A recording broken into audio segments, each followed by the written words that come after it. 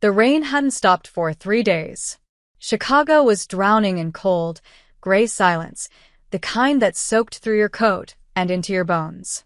Detective Jennifer Reeves sat in her unmarked car, hands wrapped tightly around a paper cup of coffee that had long since gone cold, eyes fixed on the entrance of the high-end cigar lounge across the street.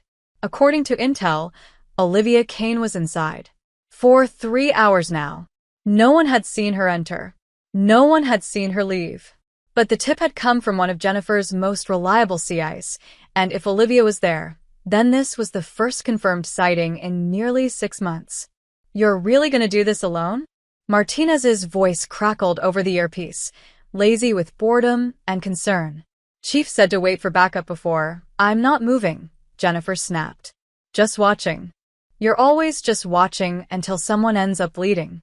"You're welcome to join me in the rain, Martinez." Silence. Jennifer smirked. "Thought so." She shifted in her seat, eyes scanning the tinted windows of the lounge, her instincts sharp. Olivia Kane.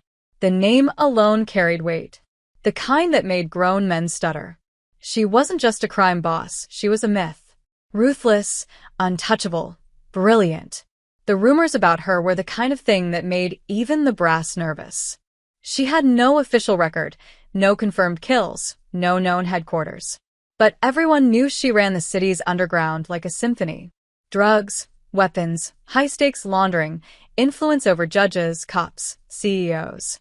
Her fingerprints were everywhere, invisible but undeniable. Jennifer had spent the last 8 months buried in this case.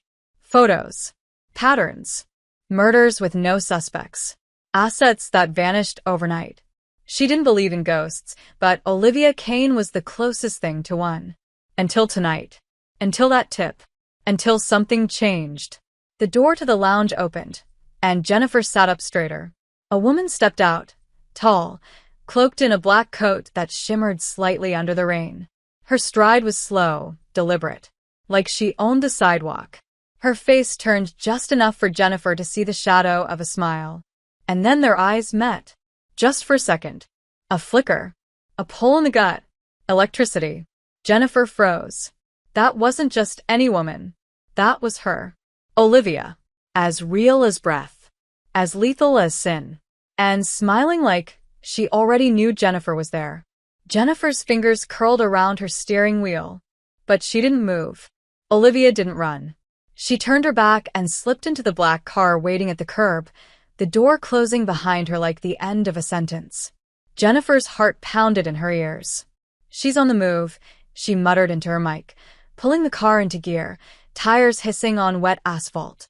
"Get me eyes on that sedan. Now." But as soon as she turned the corner, the car was gone. Not just missing. Vanished. Jennifer parked a block down, killed the engine, and leaned back in her seat. Her chest ached. Not with defeat, with something worse. Hunger. That look. That smile. That impossible stillness. Olivia hadn't been surprised. She had wanted to be seen. Jennifer ran a hand through her damp hair, eyes burning. "What the hell are you playing at, Kane?" That night, she didn't go home. She returned to the station, pulled up every file, every blurry photo, every recorded phone call. And there she was again. Olivia Kane. Her image always just slightly out of focus. Always elegant. Always in control. And now, in Jennifer's head. 2 weeks passed before Olivia made another move. It wasn't subtle. A red envelope. No name. Left on Jennifer's desk in the middle of the precinct. Inside, a photo of Jennifer from across the street, coffee in hand, eyes on the lounge. And a note. "You're good, but not good enough. Care to play again? Midnight.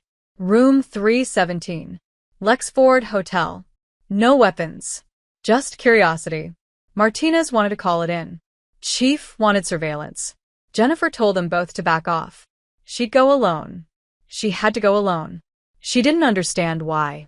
She just knew. Midnight. Room 317. Jennifer knocked twice. The door opened without a sound. And there she was. Olivia. In black silk. Barefoot. Calm.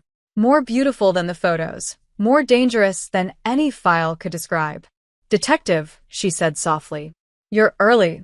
You left a message on a cop's desk. You're lucky I didn't bring backup." "You didn't," Olivia replied, stepping back, letting the door close behind them. "That's how I knew we'd get along." Jennifer's hand hovered near her hip, but she wasn't armed. She hadn't broken the rules. Not yet. "What is this?" "A conversation." About what? "You," Olivia said, smiling faintly. Me. "And what we're going to do about the fact that neither of us can stop thinking about the other." Jennifer's pulse jumped. "I'm here to arrest you." "No, you're not." Olivia walked past her, poured 2 glasses of whiskey, handed one over like they were old friends. "You're here because the line between duty and desire is starting to blur. Isn't it?" Jennifer didn't drink, didn't blink, just stared. Olivia leaned in. "I'm going to make you a deal, detective. But not tonight. First, I want to see how long you can last before you admit it. You want me, just as badly as I want you." And then she turned, walked to the window, gave Jennifer her back, gave her a choice. And Jennifer didn't leave. Jennifer didn't sleep the night after room 317. She sat on the edge of her bed until the sky turned pale, the taste of Olivia's voice still in her mouth, the scent of whiskey and silk clinging to her skin like a bruise. She had barely touched the drink, but that didn't matter. The intoxication hadn't come from the alcohol, it had come from the way Olivia had looked at her, like she was both prey and equal, like she was the only one who could keep up. When the sun finally broke through the blinds, Jennifer stood, showered, dressed, and went straight to the precinct. No one asked where she had been. They knew better. But she felt the tension, the weight of invisible eyes, the subtle shift in Martinez's gaze when he passed her in the hallway. She wasn't imagining it. Something had changed. She tried to bury herself in paperwork, in protocol, in routine, but the moment she opened her locker, a small white envelope fluttered to the ground. No name, no stamp. Inside, a single photograph, a man in his late 30s, bruised, bleeding, tied to a chair in what looked like a warehouse. Written across the bottom in elegant cursive, "He works for me. Not anymore. You'll find him at 909 Belmont. Door code 1313. Jennifer stared at the image, heart racing. The man's face was familiar. Eddie Grant. Former enforcer for the Donati family, known arms trafficker, suspected in 3 murders, and most importantly, recently rumored to have been poached by Olivia's network. This was no coincidence. Olivia had delivered him on a silver platter. A gift. Or a trap. Jennifer didn't hesitate. She took the photo straight to Chief Anderson's office, laid it on the desk. "I want a team on standby. Silent approach. I go in first." "Is this intel from a reliable source?" he asked. "Reliable enough." "Reeves, I'm not asking. I'm informing." Anderson sighed. "You've got 4 hours. If it blows up in your face, it's on your head." "It always is." The warehouse was quiet when she arrived. Too quiet. Dust coated the windows, the building long abandoned, the air inside thick with oil and metal and silence. The door opened with the code. No alarms. No surprises. Until she turned the corner. And saw him. Eddie Grant. Alive. Barely. Exactly as the photo had shown. She checked the room first. No cameras, no guards. Just a single note taped to the wall behind him. It read, "We all have to start somewhere. Let's see how far you'll go." Jennifer cuffed him herself. Called in the team. Had Eddie sent to the hospital under armed guard. When the news hit the station, the reactions were electric. Jennifer had just handed them the city's most wanted gunrunner, with 0 casualties and no paperwork trail. She didn't tell anyone how she found him, except Martinez. "You're playing with fire," he said quietly. "This wasn't a lucky break." "I know. You think she's helping you? I think she's playing chess." "And what piece are you, Jen?" She didn't answer. That night, another envelope appeared on her kitchen counter. No lock was broken. No alarm triggered. Olivia had been inside. Again. This time, the note was simple. "Come upstairs. I'm not far." Jennifer didn't hesitate. She grabbed her badge, her weapon, and left them both behind. Olivia was waiting in the penthouse, dressed in shadows, leaning against the window, her reflection ghosted over the skyline. You found him, she said. Of course I did. Did they believe you? I didn't give them time to question. Olivia's smile was slow, proud. You're learning. Why him? He broke a rule. Which one? He thought I wouldn't find out he was feeding intel to Donati. You handed him to me. I did. Why? Olivia stepped closer until only inches separated them. Because I need you to see something. What? That I'm not your enemy. Jennifer's voice was low. You're the queen of the most violent syndicate in this city. And yet here you are. Alone. With me. No wire. No backup. Jennifer's jaw tensed. Olivia touched her wrist, featherlight. You feel it too, don't you? I feel a lot of things. None of them smart. Good. Smart is boring. This doesn't change anything. It changes everything. Olivia leaned in, her breath warm against Jennifer's cheek. Next time, I'll show you something even better. Why me? Because you're the only one who sees me. And then she was gone. No door opening. No sound. Just silence. Jennifer stood there for a long time, fists clenched, breath ragged. She should have arrested her. Should have called it in. But all she could think about was the way Olivia's voice curled around her name like a promise. She was in too deep. And it was only just beginning. The warehouse on Ashland and 33rd was supposed to be empty. According to the tip Olivia left on Jennifer's windshield, tucked under the wiper blade like a love letter from a ghost, the space had been used for months by a low-tier rival operation with ties to an Eastern European trafficking ring. Jennifer had hesitated. The information was too clean, too precise, too well-timed. But after what happened with Eddie Grant, she couldn't afford to ignore it. Especially when Olivia's messages had stopped feeling like warnings and started to resemble invitations. She arrived in plain clothes, backup parked a block away, comms live, every step calculated. The silence inside the building felt wrong from the first breath. It wasn't just the stillness, it was the tension. Like the walls were waiting to swallow her whole. She moved through shadows, gun raised, flashlight off, every movement tight. No signs of struggle. No people. Just crates, plastic-covered equipment, a steel table with blood dried into its grooves. And then footsteps. Not hers. Not from the team. Closer. Measured. She turned, weapon raised, breath sharp. And Olivia Kane stepped from the dark like she was part of it. Dressed in all black, hair tied up, eyes unreadable. No weapons visible. Just a calm, dangerous energy that coiled in the air around her. You're early, she murmured. You said midnight. You came alone. I'm impressed. Don't be. They're outside. I'm not that reckless. Olivia stepped closer. Aren't you? What is this place? Used to be a processing center. They moved everything 2 nights ago. How do you know? Because I'm the reason they ran. Jennifer narrowed her eyes. You tipped them off? No, Olivia said, voice like smoke. I made them afraid. Before Jennifer could respond, the sound of gunfire shattered the silence. Not outside, inside. Behind them. Too close. Olivia cursed, grabbed Jennifer's arm, pulled her behind a stack of crates just as bullets tore through the shadows. They were supposed to be gone, she hissed. Guess your info's not as perfect as you think. Apparently, Jennifer returned fire, heart pounding, breath ragged. How many? At least 4. Maybe more. They were waiting. For me or you? Does it matter? Jennifer didn't answer. Olivia leaned in. There's a tunnel under the northeast corner. Love what you've seen so far and want to help me keep creating these awesome stories on this channel? Then subscribe and hit the bell. Your subscription supports the channel and makes sure you get more exciting stories. Emergency exit from the old bootlegging days. But it's a crawl space. We go together or we don't make it. You think I'm crawling through a tunnel with you? I think if you want to live, you'll follow me. Jennifer swore under her breath, fired again, and followed Olivia's lead.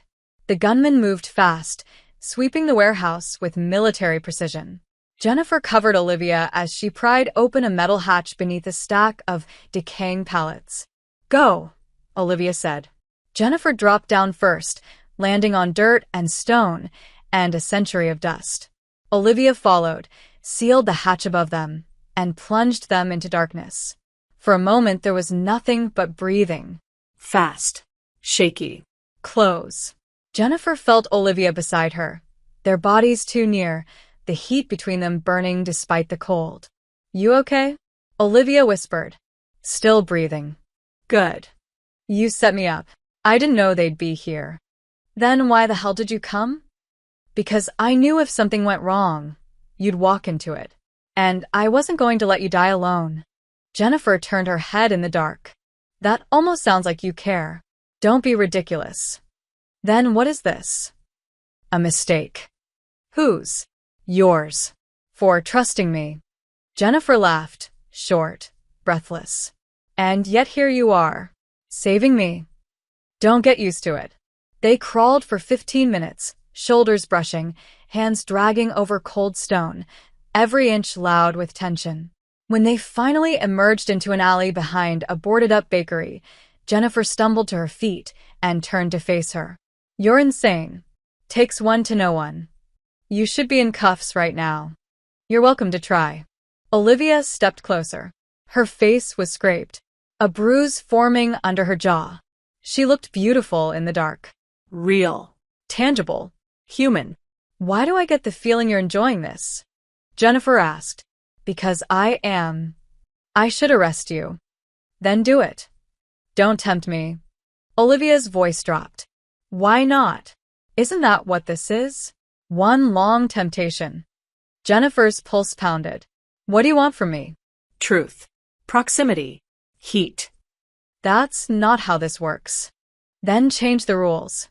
Jennifer stared at her. Olivia didn't flinch. The space between them was full of smoke and hunger.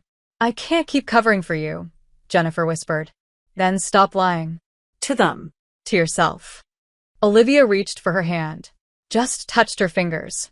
Not a kiss, not a promise, but something. And then she was gone. Again. Like the dark. Like a challenge. And Jennifer stood alone in that alley, breathing like she'd just survived drowning. Because maybe she had. Jennifer Reeves hadn't slept properly in days. The warehouse ambush was still echoing in her mind like a loaded gun that hadn't fired yet. She could still hear the bullets, the sharp click of her boots against cold concrete, the way Olivia had grabbed her without hesitation and pulled her to safety, like it was instinct, like it meant something. Like it always did. Since that night, nothing felt stable. Every moment at the precinct was filled with eyes she couldn't trust, conversations that felt rehearsed, silence that lasted too long. And the worst part? It wasn't just paranoia. Martinez had started watching her. Not obviously, but it was there, in the way his gaze lingered when she filed her reports, in the way he always seemed to arrive 2 minutes after she did, like he was tracking her, like he knew something was off but didn't want to believe it. Jennifer knew the signs. She used them herself. And then came the file. Anonymous. No note. Just a flash drive left inside her locker at the gym. No prints, no markings. She hesitated for a full minute before plugging it into her work laptop. Door locked, blinds drawn. What she saw changed everything. Audio recordings. Surveillance footage.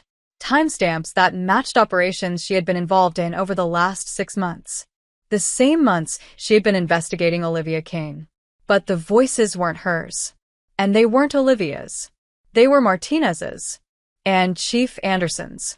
Meetings she wasn't part of. Conversations about deals. About leaks. About keeping the Kane case just alive enough to appease the media, but not enough to win. Jennifer sat frozen, mouth dry, watching Martinez shake hands with someone in a parking lot known to host Donati runners. Watching Anderson accept a briefcase from a man who'd been red-flagged by internal affairs 5 years ago. She felt like the air had been ripped out of her lungs. She had always believed that the job, the badge, was her anchor. Her truth. Her shield. And now it was a lie. Olivia had warned her. Not with words. but with choices, with sacrifices, with eyes that always seemed to be asking, how much of your world do you really understand? That night, Jennifer waited until everyone else had gone home. Then she went to the rooftop, her rooftop, the one place she went when everything felt like too much. And she wasn't alone. Olivia was already there, sitting on the edge, legs dangling over 30 stories of midnight air, wind in her hair like she was part of the city itself. Jennifer didn't ask how she got up there. She didn't care. She walked straight to her, stopped inches away. You sent it. Olivia didn't look at her. Yes. Why now? Because you were ready to see it. And if I wasn't, then I would have let you keep chasing ghosts. How long have you known? Long enough to know that if you'd gone after me the way they wanted, you'd be dead by now. Or worse, complicit. Jennifer's hands were fists at her sides. I thought I was doing the right thing. You were, Olivia said softly. But the game is rigged. So what now? You have a choice. There's always a choice. Not always, Olivia said, standing, facing her. But this time you get one. You can bring the file to Internal Affairs. Burn Martinez. Burn Anderson. Burn the whole precinct from the inside. Or you can do nothing and pretend you never saw it. And what do you want me to do? Olivia's gaze was calm. What I want doesn't matter. What you want? That's the question. Jennifer stared at her, chest tight. Why are you helping me? Because I need you alive. I need you smart. And I need you free. For what? For what's coming? Olivia turned, started to walk away. Jennifer grabbed her wrist. Stay. Olivia stopped, looked down at the place where their skin met, then up into Jennifer's eyes. Why? Because I'm tired of not knowing what's real anymore. And you think I'm real? I know you are. Olivia didn't speak, just reached up, touched Jennifer's cheek. A brief, soft press of fingertips that sent a tremor down her spine. This isn't love, she whispered. It's survival. Sometimes they feel the same. Olivia stepped closer. Their mouths didn't touch. Not yet. But the space between them pulsed like something alive.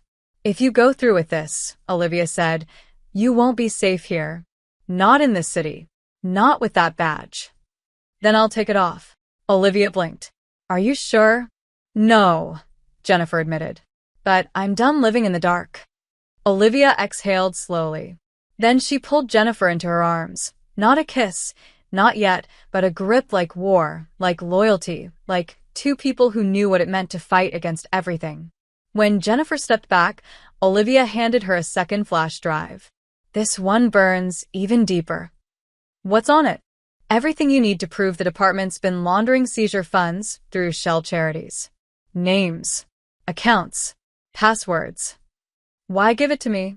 Because you're the only one who hasn't asked for anything in return. Yet. Olivia smiled. Sad. Knowing. Yet. Jennifer went home that night and didn't sleep. She watched the second drive, took notes, backed it up in 3 places. By dawn, she knew exactly what had to happen. But as she reached for her badge, her phone lit up. A message. No sender. Just words. He knows. She didn't need to ask who. Martinez. And just like that, the clock started ticking. The message burned on her screen. He knows. 2 words, and suddenly every breath felt like a countdown. Jennifer didn't move for a full 30 seconds. The city outside her window was still asleep, glittering and cruel and unaware. Her phone vibrated again, a second message. This time, coordinates. A time. 2 hours. Come alone. She knew who sent it. Olivia. No signature. No code name. Just certainty. Jennifer grabbed her gun, her keys, shoved both flash drives into the lining of her coat. She didn't stop to think. There was no time left for thought. When she pulled into the alley behind the old rail yard, Olivia was already there, leaning against a rusted metal beam, dressed in leather and silence, arms folded, eyes dark. Jennifer stepped out of the car, heart hammering. He knows, she said, as if Olivia didn't already. I got the message 6 minutes before you. What do I do? Olivia's expression didn't shift. You leave. What? You disappear. Tonight. I can have a clean identity for you in less than 2 hours. New passport. New records. Somewhere the Chicago PD doesn't reach. I'm not running. Then you're dying. You said I had a choice. That was before your partner started making calls to people who don't leave loose ends. He was my friend. He was your leash. And now he's not even pretending anymore. Jennifer swallowed hard. So, that's it? I vanish, and the system keeps rotting. You think the system's going to fix itself just because you set it on fire? No one's going to thank you for the ashes. I don't care about thanks. Then what do you care about? The truth. Then die with it. Or run with me. The silence between them cracked. Jennifer stepped forward. What would you do? I already did it, Olivia whispered. Years ago. I walked away from everything they told me I had to be. And I built my own kingdom out of it. A criminal empire. Better than a badge dipped in blood. That stung. But Jennifer didn't flinch. You don't get to decide what's right. Neither do they. Olivia reached into her coat, pulled out a burner phone. There's a number in here. One call, and a car will be waiting at the pier. 3 hours from now. It won't wait longer. You think I'm going to run? I think you're going to get yourself killed if you don't. Jennifer stared at her. And you? I'll buy you time. You're not bulletproof. No, Olivia said, stepping closer. But I'm harder to kill than you. For a moment, Jennifer saw it. The pain under the armor. The past she never talked about. The weight of 1,000 secrets she carried alone. And maybe something that looked a little like fear. If I go, Jennifer said softly, I lose everything. If you stay, you lose yourself. And if I stay with you? Olivia hesitated. Just for a second. Then maybe we both survive. Jennifer didn't speak. Couldn't. Olivia reached up, touched her jaw, gentle, quiet, intimate. Decide fast, she whispered. The city's already choosing for you. And then she was gone. Again. But this time, Jennifer felt the weight of that absence like a wound. She didn't go to the pier. She went to the station. Straight into the lion's den. Martinez was waiting in the locker room, leaning against her locker, arms crossed, fake smile stretched too tight. Long night. You tell me, she said. You've been watching me for weeks. Should have watched harder. You know what I found. And yet here you are. No press. No IA. Just you and me. That's how I wanted it. So noble, he sneered, coming to face the traitor alone. Not a traitor. A coward. Still got your gun? Still got my badge. You won't for long. Neither will you. Martinez stepped forward, inches from her now. You think you're the first to grow a conscience in the city? You think you're special? I think I'm done pretending people like you're the good guys. You really think she's better? I think she's honest about who she is. That's more than I can say for you. He moved first. A punch, fast but sloppy. Jennifer dodged, slammed his arm against the locker, disarmed him in 3 moves. Her training kicked in, but so did rage. The next blow landed. Then another. When it was over, he was on the floor, bleeding, coughing, laughing. They're not going to believe you, he rasped. Even with the files.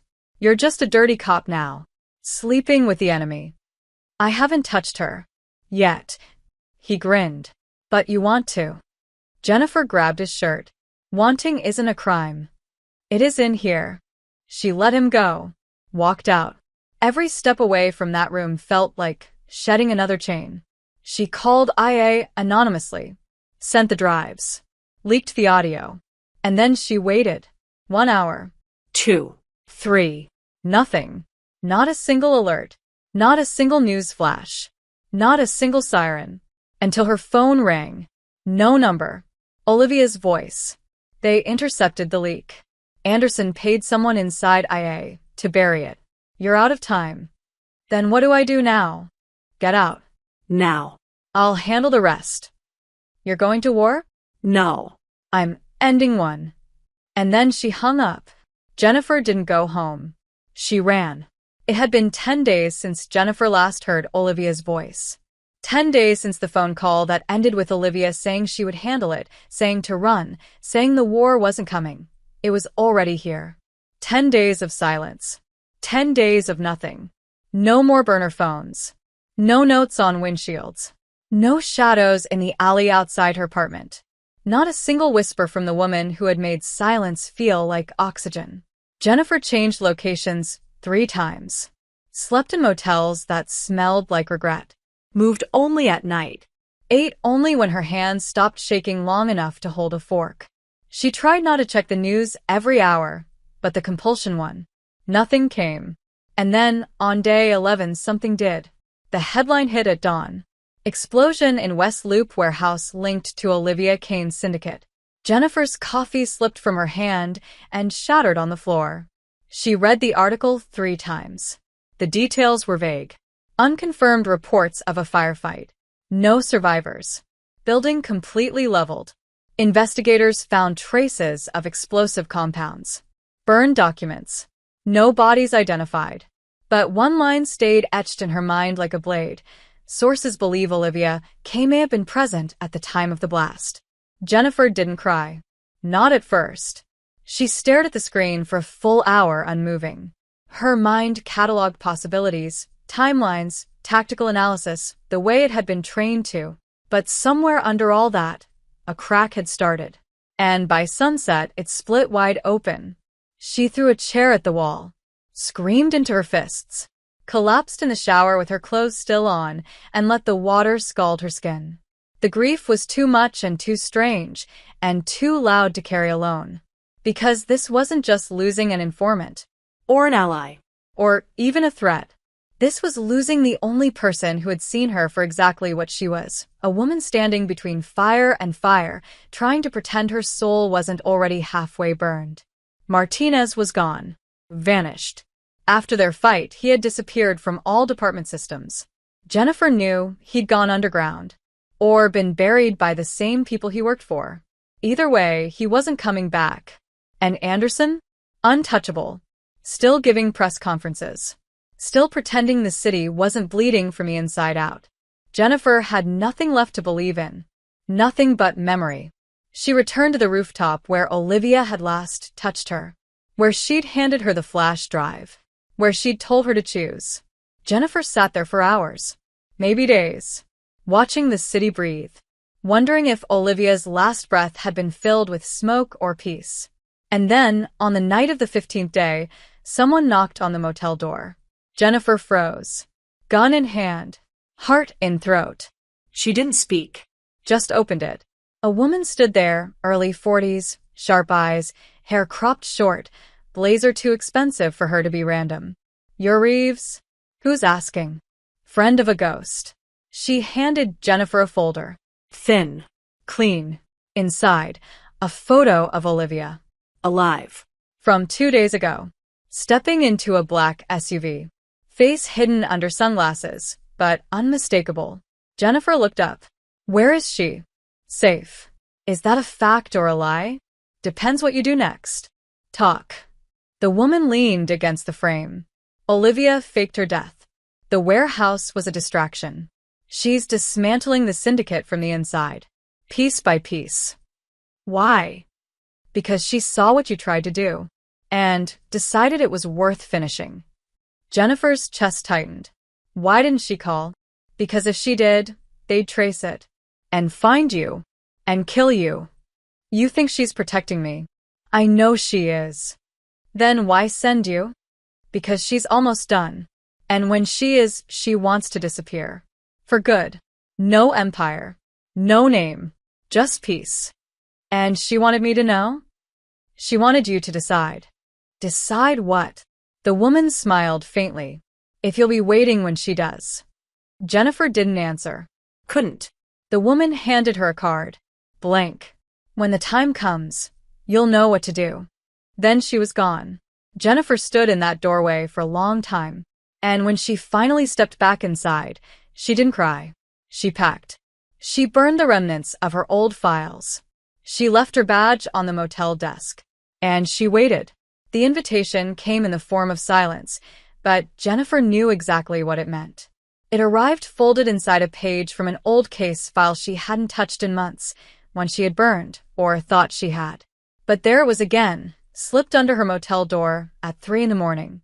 A single coordinate, written in Olivia's handwriting. No message. No warning. No promise. Just numbers. And she went. Of course she did. The location was a secluded cabin 2 hours outside Chicago, hidden by trees thick with snow and silence, the kind of place you didn't find by accident. She parked her car half a mile down the road and walked the rest of the way, every breath white and sharp, every step carrying the weight of everything they'd never said. When she reached the front porch, the door opened before she could knock. Olivia was standing there. Alive. Real. Unchanged, and yet completely different. No makeup. No heels.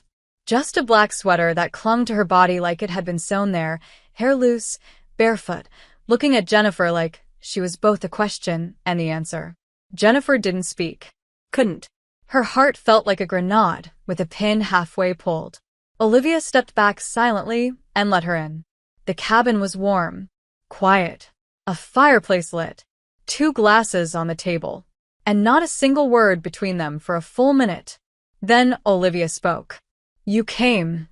Jennifer swallowed. You sent for me. I wasn't sure you would. I wasn't sure I should. But you did. Yes. Olivia's voice was low, cautious. I had to disappear. It wasn't safe. For me or for you? Both. Jennifer turned, eyes burning. You could have said something. A word. A sign. Anything. I couldn't risk it. So, you let me think you were dead. Would you have stayed away if you knew I was alive? No, Olivia stepped closer. Then I made the right call. You made your call. I made the only one I could make. The silence returned, but this time it was thick, dangerous, full of breath and pulse and tension. Jennifer's voice cracked. I hated you for it. Olivia's jaw tightened. I know, but I never stopped waiting. Olivia nodded once. I never asked you to. Jennifer's hands curled into fists. You didn't have to. You already owned me. Olivia's breath caught, and something in her cracked. She closed the space between them, slow but certain, until their bodies were almost touching, until Jennifer could feel the heat radiating off her skin, until every thought dissolved into want. Say it, Olivia whispered. Say what? That you want this. That you want me. You know I do. I want to hear it. Jennifer's voice dropped, low and raw. I want you. I always have. Even when I hated you. Even when I thought you were the worst mistake I ever made. I still wanted you. And then Olivia kissed her. It wasn't gentle. It wasn't sweet. It was fire. It was war. It was everything they had buried for months exploding between their mouths like gunfire and thunder. Jennifer pressed back hard, hands in Olivia's hair, pulling her closer, gasping against lips that tasted like memory and defiance. Olivia's hands roamed her back, her waist, gripping her like she was afraid she'd vanish if she let go. They stumbled backward, knocking over a chair, never breaking the kiss. Olivia pushed her against the wall, one arm braced beside her head, the other gripping her hip tight enough to bruise. Their mouths devoured each other. Teeth, tongues, breathless gasps between kisses that grew more frantic with every second. Jennifer broke the kiss for half a second just to breathe, but Olivia chased her, mouth pressing against her throat, her collarbone, the edge of her jaw. You have no idea, Olivia murmured, lips brushing her skin, how long I've wanted to do this. You think I don't? Jennifer rasped, fingers digging into Olivia's sides. You think I haven't dreamed of you every goddamn night? Olivia pulled back just enough to look into her eyes. So stop dreaming.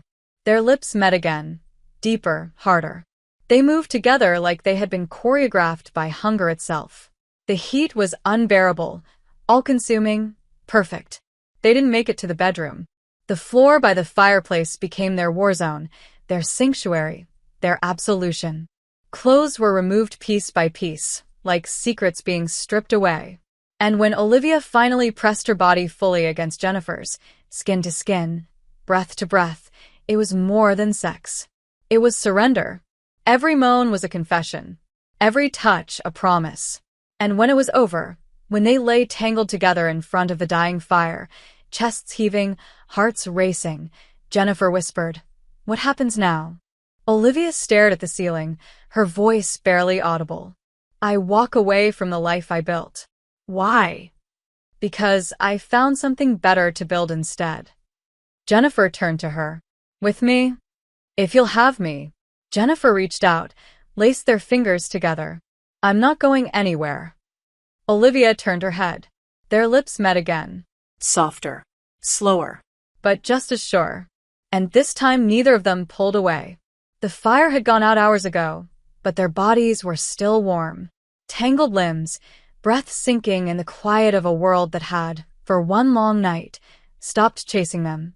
Jennifer lay with her cheek against Olivia's chest, listening to the steady rhythm of a heartbeat that had survived more than most. For the first time in months, there were no lies between them. No uniforms. No guns. Just skin, memory, and something dangerously close to hope. But hope was fragile in their world. And it shattered the moment Olivia whispered, "They know where we are." Jennifer didn't move, didn't breathe. "What?" "I got the alert 20 minutes ago. One of the surveillance failsafes I set tripped. They're coming." "How fast?" "Fast enough." Jennifer sat up, heart slamming. "How did they find us? Does it matter?" "Yes, it matters. You said this place was clean." "It was." "Then someone sold you out." Olivia's jaw tightened. "Or I let them." Jennifer stared at her. "What does that mean?" Olivia got up, moved to the table, pulled out a duffel bag she hadn't touched since they arrived. Inside were passports, cash, a gun, and a flash drive. "It means I'm finishing this." "You said you were done." "I lied." "To me?" "To myself." Jennifer stood, grabbed her shirt, her jeans, her badge, out of habit, not belief. "Talk." Now. Olivia zipped the bag slowly, turned to face her. "The system won't fall on its own. Anderson's still standing. The people behind him are still safe. But I have enough dirt to bury them." "Then why not leak it?" "Because evidence doesn't matter unless it comes from someone clean." "Me." "Yes. I'm not clean anymore." You are. "You walked away. They know it. That's why they're hunting you." "And what do you plan to do? Hand yourself in?" "Not quite." Olivia tossed her a burner phone. "You're going to leak the files from a secure line in the next city. From there, you disappear. I'll handle the rest." "Handle what?" "The last meeting. The final handoff. There's one more piece left. One man. If I bring him in, everything else collapses." "And how do you bring him in?" Olivia's voice was ice. "I don't. I kill him." Jennifer stared at her like she didn't recognize the woman she'd kissed. "You're not a killer anymore." "I was never anything else." "That's not true." "You saw what you wanted to see." "No," Jennifer snapped, stepping closer. "I saw the woman who let herself fall for someone she was supposed to destroy. I saw the woman who gave up her empire just to save one person. That's not a killer.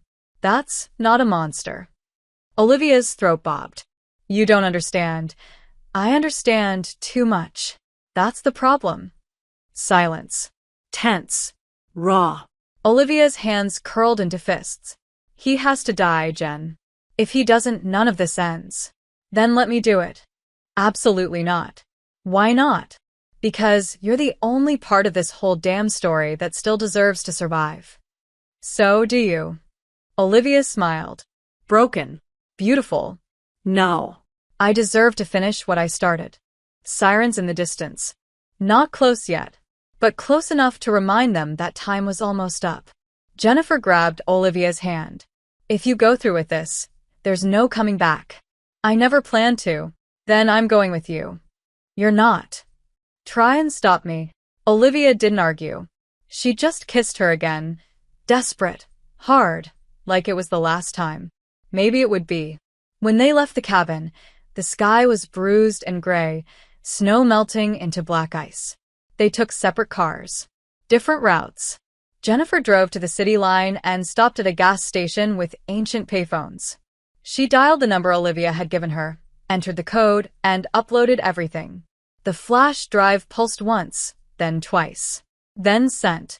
She stared at the blinking light like it was a live bomb. Maybe it was. Somewhere across the city, Olivia was walking into the den of the last man who had to fall, the financier behind Anderson, the man who pulled the strings and paid for the blood. His name had never been printed, but Olivia had known it for years. And now she was going to use it. Jennifer didn't go to the safe house. She turned back, drove toward the city again, toward Olivia, toward whatever was left of their plan. Halfway there, she got the call. A distorted voice. It's done. She's in. And no shots. Not yet. Jennifer floored the gas. By the time she reached the tower Olivia had named, a downtown penthouse with mirrored windows and a view of every street they'd both bled on, it was already surrounded by unmarked cars. Not police. Not FBI. Private. Clean suits. Dirty hands. She showed her badge. They didn't care. She pushed through anyway, climbed 12 flights of stairs, kicked in a door, and saw Olivia standing over a man in a $1,000 suit with blood blooming on his chest. She held the gun like it was part of her. Jennifer didn't stop moving. She went to her, grabbed her face. Are you hurt? No. Is he dead? Yes. And the evidence? Broadcasted. 10 minutes ago. Then it's done. Olivia nodded slowly. It's done. Then let's run. Olivia stared at her like she didn't believe she was real. You still want me? I never stopped. Olivia dropped the gun, took her hand, and together they ran. They were ghosts now. Jennifer and Olivia. No more homes, no more real names, no more cities that would welcome them. The day after the kill, after the upload, after the fall of Anderson, and the public collapse of the inner circle that had ruled Chicago's police department like a silent cartel, the world shifted. Not in the way Jennifer had hoped. Not with applause or vindication, but with fire. With more silence. With new targets on both their backs. Jennifer Reeves, formerly Detective First Grade, now labeled a rogue agent, an accomplice to assassination, a woman who betrayed her badge for a known criminal. Olivia Kane, once feared, now infamous. The shadow behind a crumbling empire. A symbol of chaos, resistance, justice, depending on who you asked. Their faces were on screens. Their names whispered in subway tunnels and emergency briefings. But nobody knew where they were. That was Olivia's gift. Disappearing. And now she taught Jennifer too. They crossed 3 state lines in 4 days. Slept in stolen cars, showered in gas stations, ate whatever they could without leaving a trail. Jennifer didn't complain. Not once. She didn't care about the hunger, the bruises, the exhaustion. Because every time Olivia looked at her, in the rearview mirror, across a booth in a nameless diner, curled beside her in the back seat of a car that wasn't theirs, it felt like they were still winning. They didn't talk about what came next. About forever. About how long they could keep running. But every night, when Olivia reached for her in the dark, when her mouth found Jennifer's throat, her hands, her hips, her body curling into Jennifer's like it belonged nowhere else, it was enough. Until it wasn't. It happened in Louisiana. A small town with too much heat and not enough law. Jennifer had gone inside a gas station to get water.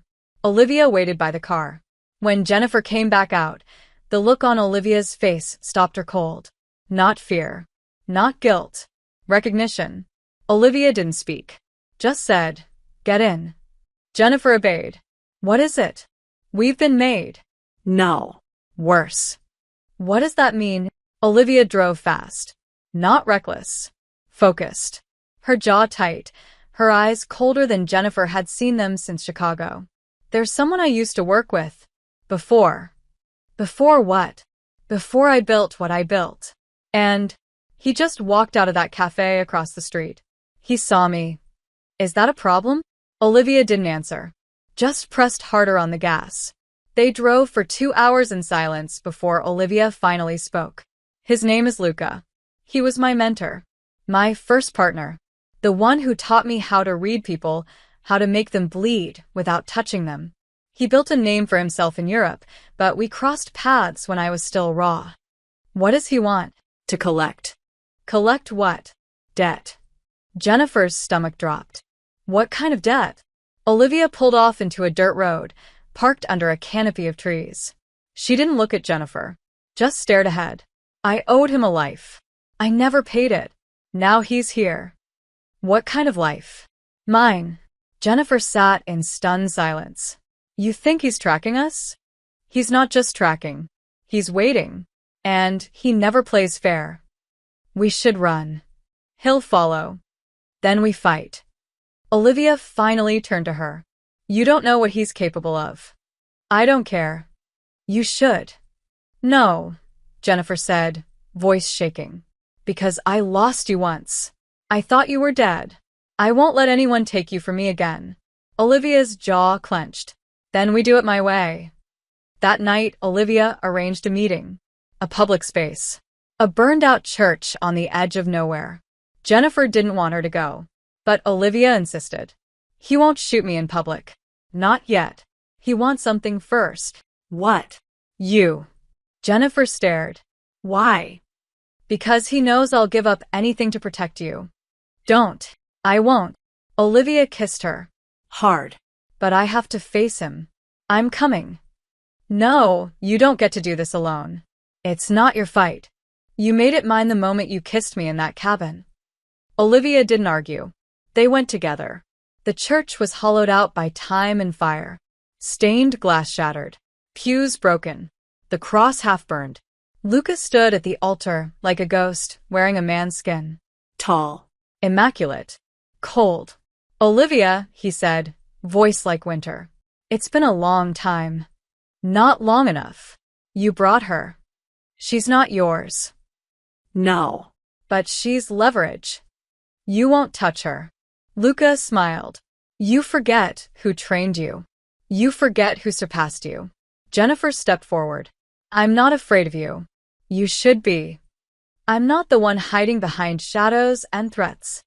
Brave, Lucas said, eyes gleaming. You must love her. More than my life. Then give it to her. Silence. Olivia pulled her gun. You have 10 seconds to walk away. Or I do what you taught me. Lucas' face twitched. Just slightly. And then he smiled. So be it. The gunfight was fast. Brutal. No words. Just smoke and bullets and blood. When it ended, Luca was on the ground, bleeding out. Jennifer stood over him, gun still raised. Tell them all, she whispered. If they come for us, we come back harder. He laughed once, then died. Olivia didn't move for a long time. Jennifer touched her face. Are you hurt? Only where I used to believe he was untouchable. He's not. None of them are. And then she kissed her. Not like goodbye. Like beginning. They made it to the coast before sunrise. A nameless town with salt in the air and rust on the boats. The kind of place where people didn't ask questions because they had too many of their own. Olivia found them a place above an old bakery, a loft with peeling paint and uneven floors, but the lock worked and the windows faced the sea. Jennifer hadn't seen the ocean in years. She stood at the edge of the bed, hair tangled, the collar of Olivia's hoodie slipping off one shoulder, eyes fixed on the horizon like it could promise something. Olivia watched her from across the room, shirt half-buttoned, body still marked by bruises from their escape, but calm in a way Jennifer hadn't seen since Chicago. You ever think about stopping? Jennifer asked. Every day. And the world doesn't let women like me stop. What about women like us? Olivia walked to her slowly, gently, like approaching something fragile. You're not like me. No. No. You still believe in right and wrong. I believed in the badge. That's not the same. You believed in the idea of the badge. That's rarer. Jennifer turned, their faces inches apart. I believed in you too. Olivia exhaled. That was your most dangerous mistake. But not my last. Olivia kissed her. Soft, slow, filled with the ache of everything they couldn't say aloud. They stayed in that loft for 3 days. Long enough to stop running. Not long enough to feel safe. They made love like it was the only way to speak. Cooked in silence. Slept tangled. Spoke only when the silence grew too heavy. On the 4th morning, Jennifer walked down to the dock to get a paper. She wasn't expecting anything. Just habit. Something to hold while she sipped the burnt coffee Olivia had made. But then she saw it. Page 6. Not a headline. Just a photo. Grainy. Cropped. But unmistakable. A man with dark eyes and a scar under his jaw. Holding a child. Her father. Jennifer froze. The blood in her limbs turned to static. The article was about a weapons cache seized outside Detroit. A small bust. A warehouse raid. 2 arrests. 1 man escaped. The caption read, Nathan Reeves, suspected of orchestrating the deal, remains at large. She hadn't seen his face in 15 years. She thought he was dead. Olivia found her still standing there 20 minutes later, paper clutched in her hand, eyes unfocused. Jen. Nothing. Olivia stepped closer. Talk to me. He's alive. Who? Jennifer showed her the photo. Olivia took it. Read. Stilled. Your father? Jennifer nodded. I thought he died in a fire. That's what they told me. Who? The department. My mother. Everyone. Olivia folded the paper slowly. And you believe them? I needed to. Olivia led her back upstairs, sat her down. Jennifer didn't speak for a long time. Then, he was dirty. DEA, deep undercover. Then something shifted. They said he flipped. Started working for the other side. But the files were sealed. I was 14. Did you ever try to find the truth? I buried it. Like everything else. Olivia touched her hand. You think he's coming for you? No, Jennifer's eyes burned. I think he's coming for you. Why? Because of what I've become. Because I finally chose something that wasn't them. Olivia was quiet, calculating. If he's still playing both sides, we need to assume he knows about us. He does. You're sure? That scar under his jaw? Yeah. I gave it to him. The night he disappeared. I hit him with a bottle trying to keep him from leaving. He said I'd understand someday. Olivia nodded once. Then we make a plan. No, Jennifer said, fire rising in her chest. I make this plan. This isn't your fight. You said that to me once. It was different. It never is. He's my father. And I'm your partner. Silence. Jennifer reached for Olivia's face, cradled her gently. If this goes wrong, then we burn together. That night, Jennifer didn't sleep. She sat at the window, watching the sea shift under moonlight, wondering what else she had been wrong about. At dawn, she found Olivia in the kitchen, already dressed, packing. Where are we going? Jennifer asked. Olivia met her eyes. To finish this. Your past. My past. All of it. They drove east. No plan. Just movement. The trail led them to Ohio. An abandoned motel used as a drop point in the DEA's old playbooks. Jennifer remembered it from a photo in her father's sealed files. They broke in. Found nothing. Until they heard the knock. 3 taps. Pause. 1 tap. Jennifer froze. Olivia pulled her gun. Jennifer opened the door. Her father stood there. Alive. Older. But the same eyes. Jenny, he said, voice cracked with time. You've grown. Jennifer didn't cry. Didn't move. You lied. I protected you. Bullshit. It was them or you. And now it's all of us. Olivia stepped between them. You here to finish what you started? No, Nathan said, calm. I'm here to end it. Anderson was just the face. There's still 1 layer left. And I can get you inside. Jennifer narrowed her eyes. Why help us? Because they killed your mother to keep me quiet. And I've been living with that guilt ever since. Jennifer's knees almost buckled. Olivia caught her. Nathan extended a file. Names. Locations. Dates. You want justice? This is your shot. Olivia took the file, glanced through it, looked at Jennifer. Your call. Jennifer stared at her father, then at the sea behind him, then at the future she hadn't dared imagine. We finish it, she said. Then we disappear. Olivia nodded. Together. Always. And for the first time, Jennifer believed it. They sat in a motel room built to forget people. Wallpaper peeling, light flickering, the smell of bleach never quite covering the years of sweat and secrets. Jennifer stared at the file her father had given her like it might catch fire in her hands. Olivia paced the room in slow, tight lines, the kind she made when she didn't trust something or someone. It's all here, Jennifer said, voice low, detached. Names, money trails, drop points, operatives embedded in law enforcement, the judiciary, even two in the federal circuit. It's too clean, Olivia said, stopping beside the window.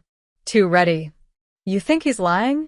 I think your father disappeared for 15 years and reappeared at the exact moment we were most vulnerable, with the exact intel we need, tied up in a red bow. I don't believe in miracles. I believe in leverage. Jennifer closed the file slowly. So do I. You trust him? No. But I trust what this can do. Olivia crossed to her. And what if this is the final trap? What if you take this to the wrong people and they erase us? Then we burn it down before they get the chance. We already did. No. We clipped a few heads off a hydra. This. Jennifer held up the file. This is the neck. Olivia looked at her for a long time. Then, he's not done with you. I know. And neither is your past. I know that too. So, what's your plan? Jennifer smiled faintly. We bait them. We use this to draw them out. One final meeting. One last sting. We control the setting. The exits. Everything. And your father? He gets to stand in the room where it ends. Then he disappears again. Permanently. Olivia didn't ask what that meant. She just nodded. They spent the next 3 days building the operation. Olivia arranged the location, a decommissioned courthouse outside Pittsburgh, once a symbol of justice, now empty and hollow. Jennifer reached out to the only person she still believed had a soul in the bureau, Agent Karina Hill, a former colleague who'd been passed over for promotion after blowing the whistle on a trafficking cover-up. Karina agreed to come. Alone. No wires. No team. Just one chance to do something that mattered. On the morning of the meet, Olivia stood at the cracked bathroom mirror, braiding her hair back with hands that didn't tremble, but her eyes told a different story. Jennifer stepped behind her, rested a hand on her waist. You don't have to come inside. Try to stop me. If it goes bad, I want to go bad next to you. You're not afraid? I'm always afraid, Olivia said. I just learned how to make it part of the plan. They kissed, brief, fierce, breathless. The kind of kiss that doesn't say goodbye but says come back or I'll find you in hell. The courthouse felt like a mausoleum. Dust choked the sunlight, and every echo sounded like regret. Karina arrived first. She hugged Jennifer without words. Olivia watched from the shadows, gun beneath her coat. Then Nathan entered. Jennifer's father. No gun. No briefcase. Just a man walking back into the storm. You came alone? Jennifer asked. Would have died alone otherwise. Let's see the list, Karina said. Jennifer handed her a copy. She scanned it, jaw tightening. Holy shit. Can you move on it? This is enough to cripple 3 federal agencies. Then, let's end this. That's when the door opened again. 3 men. Uninvited. Unarmed. But dangerous. Jennifer froze. You brought company. Nathan held up his hands. They're here to protect the exchange. You said no one else. You think they'd let me walk in here without insurance? You lied. I survived. Olivia stepped forward. Gun raised. If you're setting us up, I'll end you before they can blink. They're not here to hurt you. No. They're here to clean up after you. Jen, Olivia said, voice low. We walk now. Not yet. Jennifer looked at her father. You still think you can play both sides? I never stopped. Then you're not walking out of here. You're not going to kill me. No. But she might. Olivia cocked the gun. Try me. The three men stepped forward. Karina pulled her weapon. Everything locked. No one breathed. Then a shot cracked. Not from Olivia. Not from Karina. From above. A sniper. The wall behind Jennifer exploded in plaster. Chaos. Screams. Olivia tackled Jennifer to the ground. Karina returned fire. One of the men went down. Nathan ducked, covering his head. Jennifer shoved Olivia off, rolled, and fired at the gallery. The sniper fled. Silence returned slowly. Blood. Smoke. A single heartbeat pounding in Jennifer's ears. Olivia stood, dragging Jennifer up. We need to move. Karina grabbed the files, nodding. I'll handle this. Go. Jennifer turned to her father. You stay. They'll kill me. You should have thought of that before lying to us. Jenny, my name is Jennifer, and I'm not your daughter anymore. She walked out. Olivia followed. They didn't stop running until night swallowed them again. On the side of a highway, covered in dust and gunpowder, Jennifer turned to Olivia. We're running out of places. We only need one. Where? Somewhere they won't find us. And if they do? Olivia touched her face. Then we fight again. Until there's nothing left to take from us. Jennifer leaned into her. What if I'm scared I'll lose you? Then hold on tighter. And she did. The town was called Rosebend. Barely a pinprick on any map. Population, 1,047. 2 gas stations. 1 church. No police department, just a volunteer sheriff who spent more time fixing fences than chasing criminals. Jennifer and Olivia rented a house at the edge of the woods, a crooked little thing with cracked windows and a porch that creaked like it remembered better years. They paid in cash, gave no names, didn't ask questions, and answered even fewer. For the first time in weeks, they breathed. Jennifer took up morning runs again, disappearing into the trees at dawn, lungs burning, muscles aching, the rhythm of her footsteps the only thing that silenced her thoughts. Olivia stayed inside, reading, fixing what she could in the house, cooking in silence, as if trying to reconstruct something of a life she never truly had. At night, they made love with slow reverence. No urgency, no desperation, just 2 women trying to memorize each other while they still could. It felt like healing, or the closest thing either of them would ever get to it, until the letters started coming. No postmark, no handwriting, just plain white envelopes slid under the door while they slept. The first one contained a single sentence, "We see you." Jennifer burned it without showing Olivia. The second arrived 2 nights later. "You can't hide behind love." That one she did show. Olivia read it without blinking. "They found us." "Not yet." "Then why warn us?" "Because they want you to panic." "It's working." Jennifer tightened her jaw. "I'll handle it. You always say that. And I always mean it." But Olivia knew her too well. Knew that Jennifer's shoulders were buckling under weight she wouldn't admit. That she hadn't slept more than 2 hours a night since they left Pittsburgh. That she kept a gun under every pillow and triple-checked every door twice before lying down. That she was waiting, not for peace, but for the next war. The third letter came with a photo. Olivia from behind, in the woods, taken from less than 20 feet away. This time, Jennifer didn't burn it. She took it straight to the sheriff, a man named Red, whose gut said barbecue, and eyes said veteran. He listened without interrupting. Then he poured 2 cups of coffee, handed one to her, and said, "They're not from around here, but they're close." "How close?" "Close enough to know what you smell like." Jennifer didn't flinch. "Can you help?" "No," he said, calm. "But I can make sure they don't hurt anyone else in this town." Jennifer didn't ask for more. She left the photo, took the gun back home. That night, Olivia didn't cook. She waited. Jennifer walked in just after sunset, eyes tired, shoulders slumped. Olivia stood in front of her, hands shaking. "Tell me the truth. How bad is it?" Jennifer didn't answer at first. Then she reached into her coat and pulled out the 4th letter. "Come alone, or she dies." Olivia read it. Once. Twice. then looked up. They want you. No. They want us. But they'll settle for me. So you're going? Of course I'm not. You should. Why? So they can use me to draw you out? So they won't kill you. You think I'm scared to die? No, Olivia whispered. I think you're scared to let me. Jennifer grabbed her by the waist, pulled her in, pressed their foreheads together. I'd rather burn with you than live without you. Olivia kissed her. Slow. Deep. Like an oath. Then we go together. They packed light. Guns, cash, burner phones. Left the rest. Left the house unlocked. Left the keys in the ignition of the truck Jennifer had fixed herself. Left a note for Red. Thank you. Keep the quiet alive. The meet was set for an abandoned train yard 40 miles out. Midnight. Fog everywhere.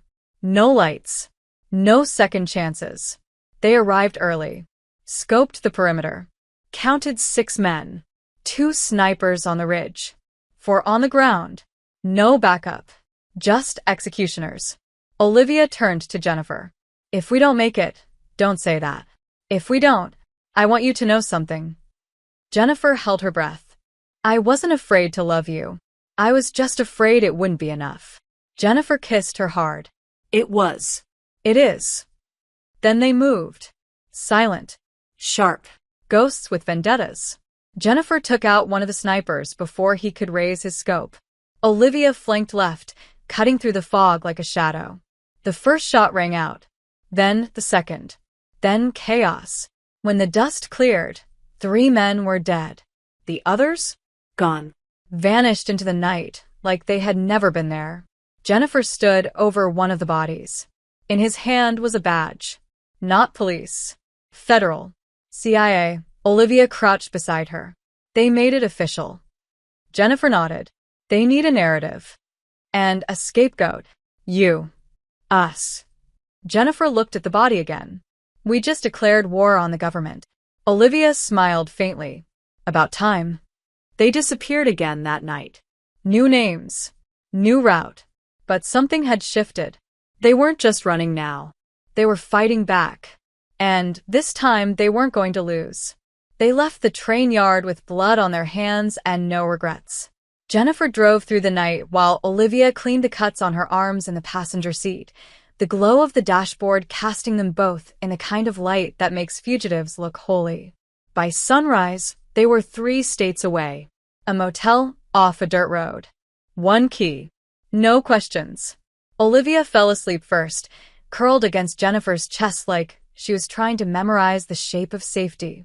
Jennifer stayed awake. Thinking. Planning. Wondering how much longer they could outrun an enemy with satellites, drones, and politicians for teeth. It wasn't just survival anymore. It was war. They had information. Years of files Olivia had hidden away, encrypted, stored across anonymous servers under Jennifer's old credentials. Names. Transactions. Black sites. Bribes. Proof. Enough to burn the entire system down. And they were ready to release it. All of it. But first, they needed one final piece. The name of the woman behind the operation targeting Olivia, someone high enough to weaponize federal agencies without question. Jennifer suspected. But she didn't know. Until the message came. An encrypted ping on a dead device Jennifer hadn't touched in months. From Karina.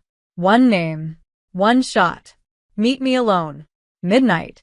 Washington, D.C. Olivia read over her shoulder. It's a trap. Probably. So you're going? I have to. No, she was the last honest agent I knew. If she says she has the name, then she's already in danger. Which means I don't have time. Olivia grabbed her wrist. If you don't come back, you'll burn the world to find me. Damn right. They kissed like war generals. No tenderness. Just fire and the memory of survival. Jennifer left at dusk. Drove straight through. Alone. The meeting point was a memorial park just outside the Capitol, dark, quiet, crawling with cameras. Karina stood beneath a broken street lamp, hood up, hands in her coat. Jennifer approached slow. Karina. You came. You said you had the name. I do. She pulled out a USB. Encrypted. but with your credentials, it'll open. And the name? Evelyn Brax. Jennifer stiffened. Head of Domestic Intelligence. She's the one. Signed off on the kill orders. Approved the funding. Framed Olivia. She wants a full reset. And you're in the way. So are you. Not anymore. What? That's when Jennifer saw it. The flicker of red light behind Karina's coat. A wire. You're recording this. I had no choice. You always had a choice. I was given two options, deliver you or die for you. Jennifer took a step back. So you chose betrayal. I chose survival. So did I. And you just made yourself my enemy. I didn't want this, Jen. But you did it. The first sniper shot missed by inches. Jennifer dove, behind the statue. Fired twice. Hit a drone. Sparks. Screams. Karina ducked, but didn't run. They're coming, Jen. 10 units. Now. Then tell them this. Jennifer shot the USB, shattering it. You don't get to control the story. She ran. Into the trees. Into the dark. Into the mouth of the country she once swore to protect. They chased her for hours. Streets. Sewers. Tunnels beneath Washington that hadn't seen sunlight since the Cold War. She bled. She burned. But she made it out. And when she reached the backup rendezvous Olivia had set, an old boathouse near the Potomac, Olivia was already there, waiting, hands clenched, eyes wild. You're hurt. I'm alive. Did you get the name? Jennifer nodded. Brax. Then it's time. Time for what? To end this. The plan was suicide. But it was perfect. Olivia would release the files. Every single one. Not anonymously. Not quietly. But live. A public drop. Time to coincide with Brax's national address on federal reform. Jennifer would intercept Brax before she went on stage. Not to kill. To confront. To expose. And if she failed, Olivia would go live with her own face. Her own voice. Her own story. The ultimate confession. It'll make me a martyr, Olivia said. It'll make you a target, Jennifer snapped. Then I'll be one worth aiming at. Jennifer grabbed her shoulders. I won't let you die for this. And I won't let you die alone. The night before the drop, they didn't sleep. They held each other on the floor of the boathouse, whispering truths like last rites. Jennifer traced Olivia's collarbone with a fingertip. You know what you are to me? Tell me. You're the only line I never wanted to cross and the only one I'd cross again and again. Then don't stop. I won't. Not ever. They kissed like the world was ending. Because maybe it was. But they'd face it together. As equals. As fugitives. As lovers who had chosen each other again and again in every version of hell. The city was already on edge before the sun rose. Streets barricaded. Helicopters circling like vultures. National Guards posted at intersections, wearing the kind of armor meant for foreign soil. Olivia watched the chaos unfold from a rooftop 5 blocks away, a laptop balanced on her thighs, fingers flying over keys. Jennifer stood beside her, scanning the horizon through binoculars. 10 minutes, Olivia said. The live stream triggers at 0 hour. Every network. Every channel. Even the damn billboards. And Brax. Already in the building. You sure you want to do this alone? She won't talk if you're with me. She won't talk at all. She'll shoot. Then I hope she misses. Jennifer holstered her weapon, turned to face her. If I don't make it back, don't. Olivia, you come back or I swear to God, I'll hack the Pentagon and make them name a missile after you just so I can launch it at your ghost. Jennifer grinned. I love you. I know. They kissed like it was a promise. Then Jennifer vanished into the crowd. The Capitol building was swarming with agents, dignitaries, media, all waiting for Brax to take the stage and deliver her speech on national unity, safety, and justice. A speech built on lies. Jennifer moved through security like a shadow, wearing credentials stolen 2 nights ago, her badge clipped to the inside of her coat, gun strapped to her thigh. She reached the lower levels of the building. The green room. Guards at the door. She flashed the ID. They stepped aside. Brax was standing alone, rehearsing lines in front of a mirror, her voice echoing slightly in the marble room. We must rebuild trust between government and people. Trust, Jennifer said, stepping inside. That's a big word for a woman with so many body bags behind her. Brax turned slowly. Detective Reeves, not anymore. You shouldn't be here. Neither should you. I'm the head of domestic intelligence. You're a war criminal in heels. Brax smiled. You've always been dramatic.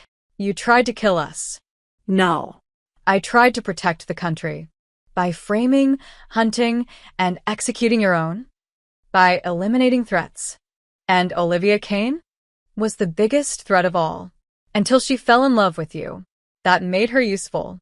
You turned my life into a story you could control. Not anymore, Olivia's voice said. Brax blinked, looked at the screen on the wall behind her. It flickered, shifted, and then Olivia appeared. Live. On every screen across the nation. My name is Olivia Kane, she said. And for the past 10 years, I've been hunted, criminalized, and silenced. Not because I was guilty, but because I knew too much. She laid it all out. The networks, the corruption, the assassinations, names, documents, Dates. screens lit up in Times Square. Phones buzzed. Tablets glowed. The world watched as a ghost told the truth. Brax lunged for the controls. Jennifer blocked her. It's too late. You think this makes you heroes? No. Just honest. Then die honest. Brax pulled a gun. Jennifer fired first. Shoulder shot. Brax collapsed. Screaming. Guards burst in. Guns raised. Jennifer raised her hands. She's armed. Call an ambulance. But the agents weren't looking at Brax. They were looking at Jennifer. You're under arrest. For what? Everything. They dragged her away. Cuffed. Bleeding. Olivia watched from the rooftop. Tears running down her face. Jen, she moved to the laptop. Shut it all down. Scrubbed the traces. Erased herself again. By the time they found the rooftop, she was gone. Jennifer was processed in a black site. No trial. No hearing. Just a cell. White walls. No clocks. Weeks passed. Maybe months. Then one day, a guard opened her door. You have a visitor. Tell them to go to hell. She says you'll say that. Jennifer looked up. Hope cracked through her ribs like a storm. Olivia stepped into the room, dressed like she'd never disappeared. Eyes sharp. Mouth trembling. How? I traded the last file. The one they didn't know about. What did it cost? Everything. Then why? Because I love you. They kissed. Through bars. Through metal. Through time. And Jennifer whispered, Tell me we're close. Olivia touched her hand. Closer than we've ever been. The prison was buried beneath a mountain in Nevada, hidden in the folds of rock and desert, a place that didn't exist on any map because it was never meant to be found. Jennifer counted time in heartbeats, in dreams of a voice she feared she'd forget, in the slow way her sanity curled against the edges of silence. No windows. No clocks. Just cold white light and a tray of food through a slit in the wall. She was not tortured. Not questioned. Just erased. Forgotten. Until the day the lights flickered. Just once. Barely noticeable. But Jennifer knew the rhythm of her cell too well. She sat up. Waited. 1 hour later, the door clicked. Opened. Olivia stood there. Wearing black. Calm as a storm. Get up. Jennifer didn't ask how. Didn't ask why. She just moved. Followed. Her heart slamming like it remembered what it meant to be alive. The hallways were empty. Systems shut down. Cameras off. Every door unlocked. How? She whispered. I made a deal, Olivia said.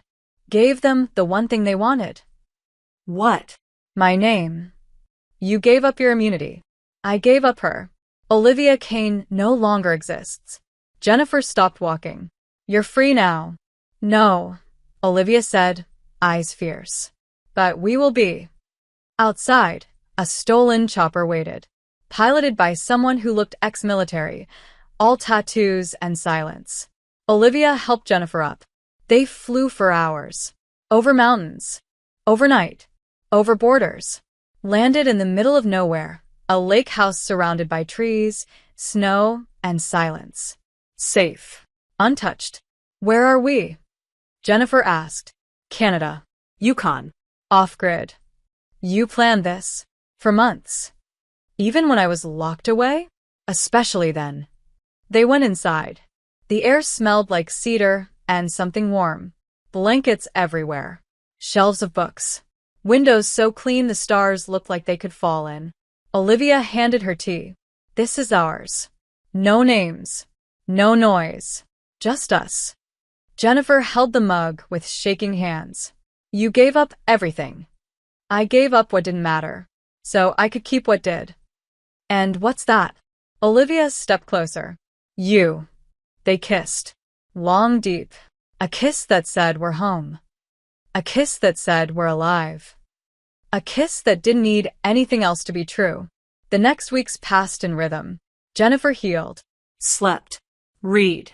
Wrote. Olivia built things. A new deck. A small greenhouse. A life. They didn't talk about the past much. Just enough to keep it from haunting them. Jennifer would sometimes wake up gasping, memories of white walls choking her throat. Olivia would pull her close. Whisper, you're here. With me. They can't take you again. And Jennifer would believe it. One morning, snow falling outside, Jennifer found Olivia in the kitchen, sleeves rolled up, flour on her face. What are you making? Pancakes. Or trying to. You never cook. I'm learning. Why? Olivia looked up. Because you said you liked mornings slow. I thought I'd give you one. Jennifer walked over. Took her hands. I don't care about the pancakes. What do you care about? You. This. Us. Then let's make it real. Olivia reached into her back pocket, pulled out a small, silver ring. I know we don't have names anymore. Or countries. Or even a goddamn last address. But I love you. And if you'll have me, I want to spend whatever life we can scrape together loving you in every way that matters. Jennifer's breath hitched. You're proposing? I'm surviving. With intention. You think this will hold? No. I know it will. Because I've never believed in anything more than I believe in you. Jennifer took the ring. Slipped it on. Then let's survive. Together. That night, they lit a fire. Wrapped themselves in each other. Outside, the world spun in storms. But inside that little house in the middle of nowhere, there was only warmth, only breath, only skin, only two women who had fought through hell to find each other. And won. Not with war, but with love that refused to break. Jennifer looked at Olivia as they lay tangled beneath the blankets, heart pounding steady for the first time in months. Tell me this is real. Olivia kissed her forehead. It's more than real. It's ours. Thank you so much for being here and for believing in this channel. If you feel in your heart, you can donate with super thanks so I can focus more and more on this project. Your support helps me keep creating these love stories and bringing them to life for you. See you in the next video.